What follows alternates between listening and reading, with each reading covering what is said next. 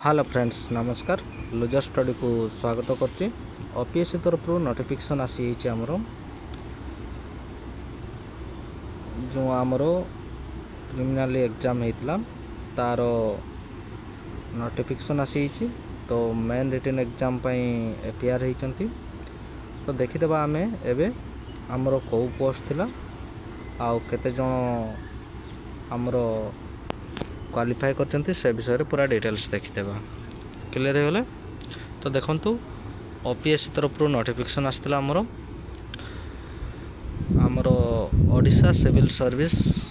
Exam 2023 रो preliminary exam होता जोटा कि 15/12/2024 रे होता है 12 माने आमर डिसेम्बर 15 2024 रे होता 2023-24 रो वैकेंसी टोटल 4799 जन प्रोविजनली क्वालिफाइड करचंती मेन रिटन एग्जाम पाई आउ सेठू 4799 रु 1573 जन महिला रही क्वालिफाई कर मेन रिटन एग्जाम देवा पाई हला। आउ मेन रिटन एग्जाम रो नोटिफिकेशन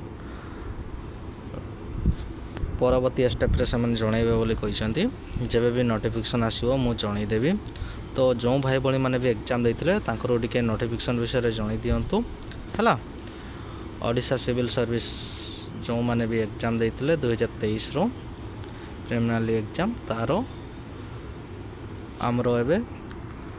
मेन रिटन एग्जाम रे जो मैंने एपीआर होती नोटिफिकेशन आसी समस्त 23 पेज रो एटा आमर पीडीएफ टी तो समस्त देखला बेलू बहुत लंबा हो वीडियो तो निजे टिके देखीदेवे मु तले लिंक दे दूची है। आउ जो भाई भाई मैंने भी जानी ना टे जन दिंतु मु तले लिंक दे दूचे लिंक रू जाकि डायरेक्टली साइट को आसीपारे। आउ वीडियोटी जब भल लगुए लाइक शेयर कर दिंतु आउ एपर्यंत जब मो चैनल को सब्सक्राइब करना सब्सक्राइब कर दिंतु जॉब रिलेटेड जो भी नोटिफिकेशन आसो मु मो चैनल माध्यम आपन को जनइबी तले भी लिंक दे दूचे लिंक रू भी जाकि डायरेक्टली साइट को आसीपारे है। आउ जो भाई भाई मैंने जानी ना भी टे जन दिंतु धन्यवाद।